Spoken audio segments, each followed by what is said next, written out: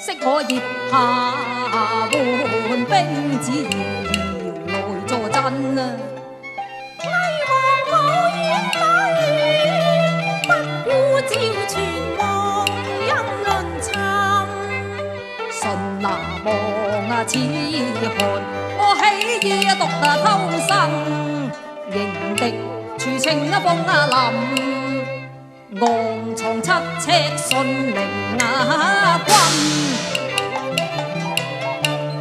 橫眉怒對風沙我願行一拿劍起風雲，縱是血染疆場，無足憾。櫻花牆紅半日，入鬼神。我率黑3000，決意親臨。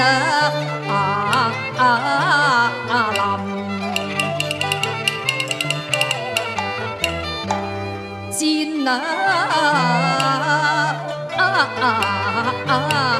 陣，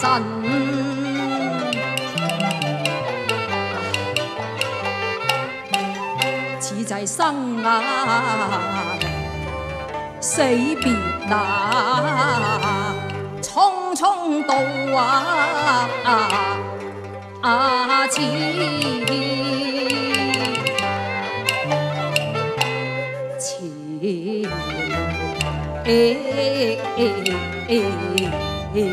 行。無意苦口送羊群，經你報國懷大志，豪情心動人。只惜孤軍遠行欲遍身，難得你為萬民情蒼生。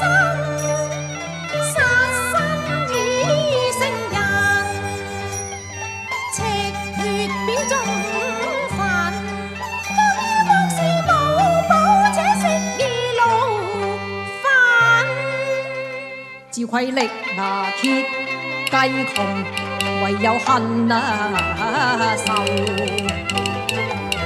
難忍。與其束手待斃，都不若取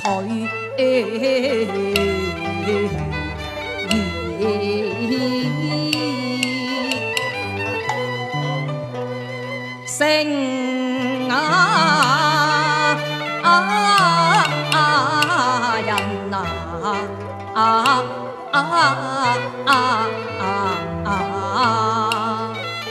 孤軍虎山林，無對勢千軍。長劍已出鞘，豪氣中都不聞。而碧血染青史，我長在耿耿赤心。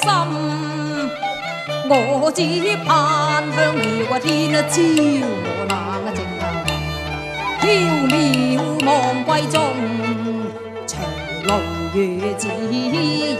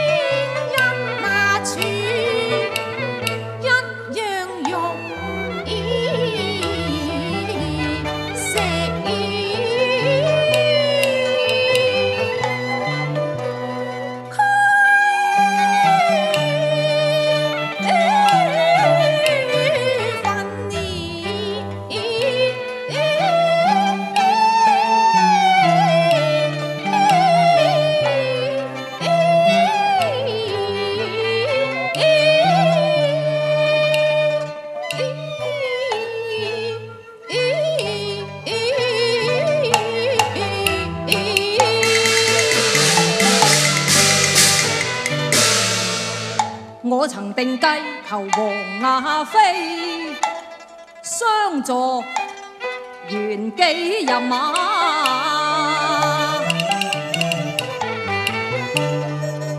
你是魏王恩寵，我才決意此行啊！可使魏國攻城，誓與秦人決陣啊！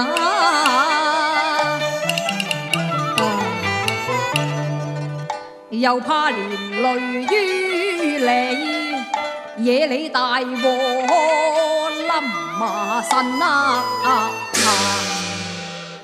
公子，你計將安在啊？有愧啊，王妃，多誰問？讓我心如麻亂，意難尋啊！請公子你速說良謀，更留催人聲聲緊啊！但求捨身酬家國，何受逼勸燕乾坤啊！敲啊！但得王妃大義深明，敢把機謀來直奔呢？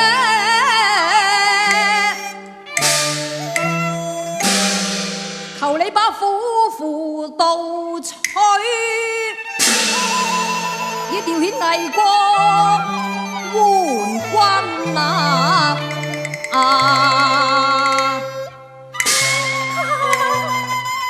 盜取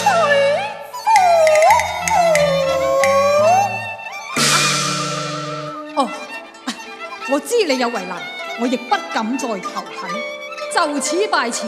今後鬼門關內又添一個順明君，王妃珍重啊！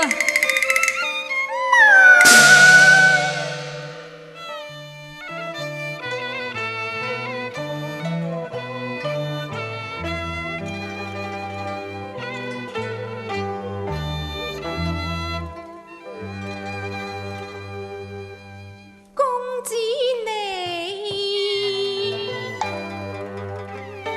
曾經已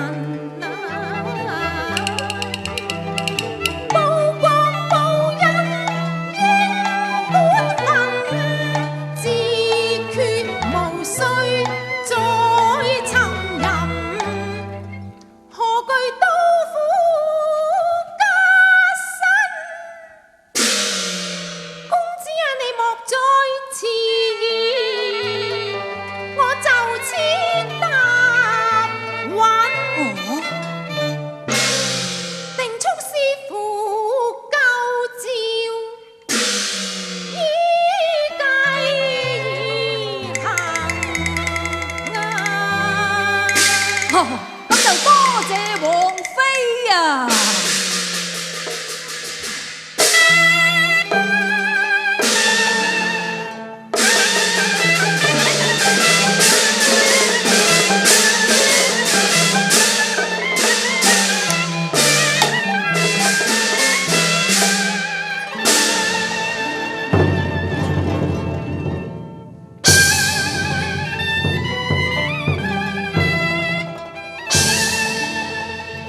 就覺晴空見彩雲，喜得天開氣象新。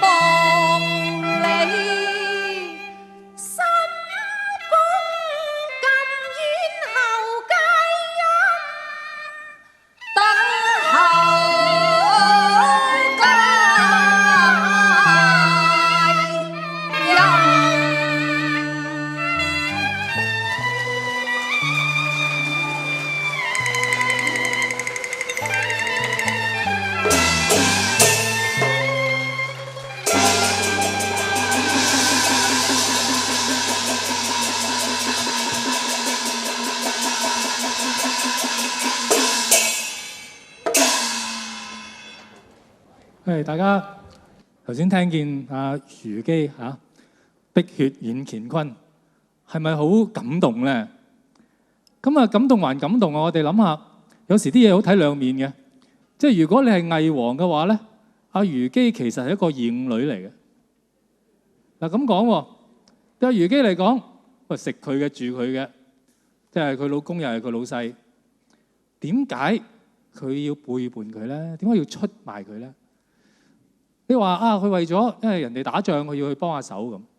喂，大家諗下喎，嗰陣時戰國時代啊，翻轉頭，虞姬又唔知自己嗰個叫戰國時代嘅呢個名係後來先有嘅。咁但係佢都知道七國咁亂噶嘛，國家同國家打仗成日都打噶啦，關佢咩事啫？咁我哋睇睇嗰陣時嘅環境啊。原來咧喺呢一件事情之前冇耐啊，趙國同秦國打過一場嘅。秦國有個將軍都幾出名嘅，叫白起。嗱，通常咧有個將軍出名，換句話講啊，即係死得人多噶啦。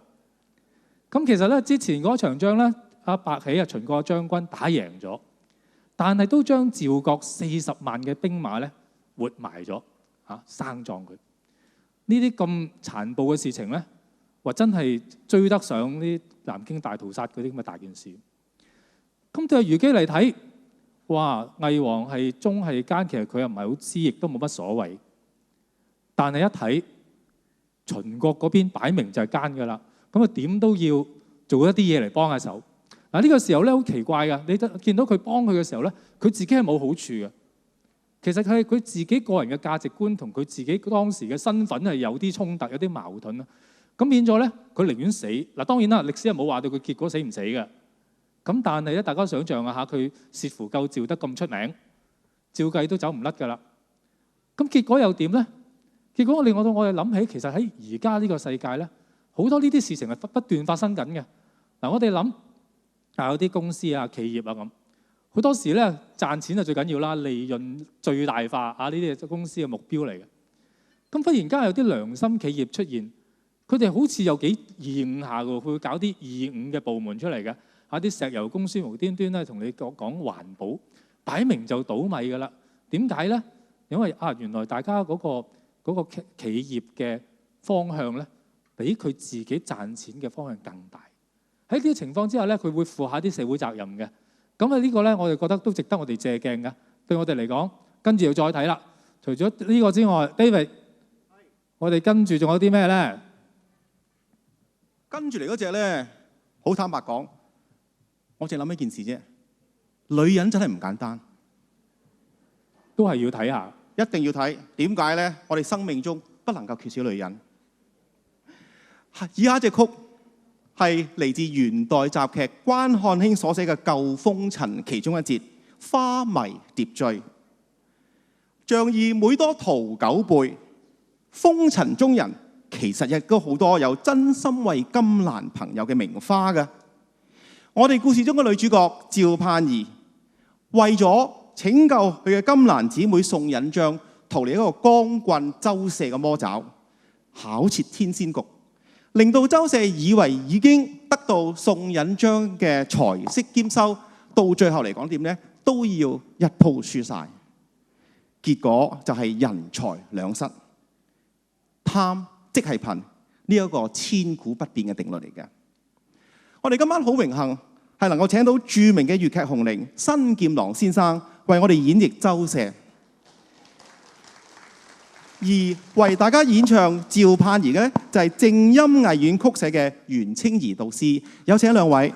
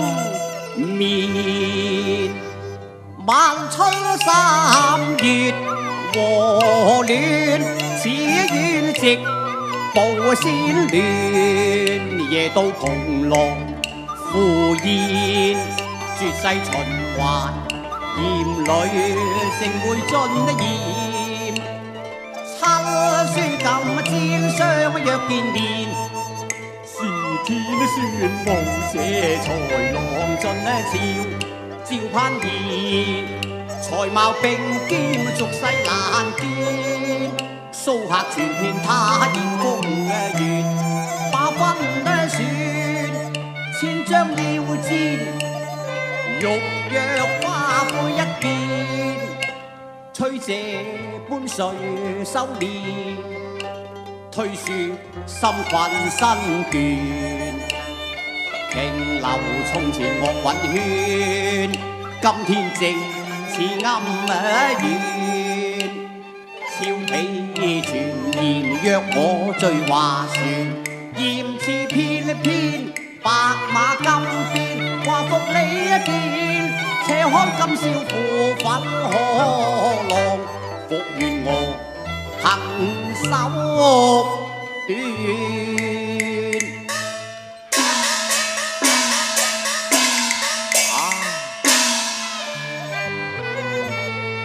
已到秦淮河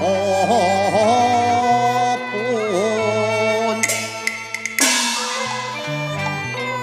待我踏步到船邊。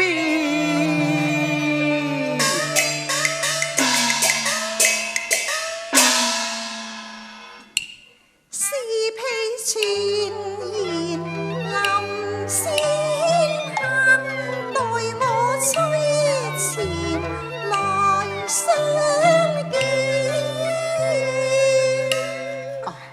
周公子又嚟哦，趙姑娘又嚟啊！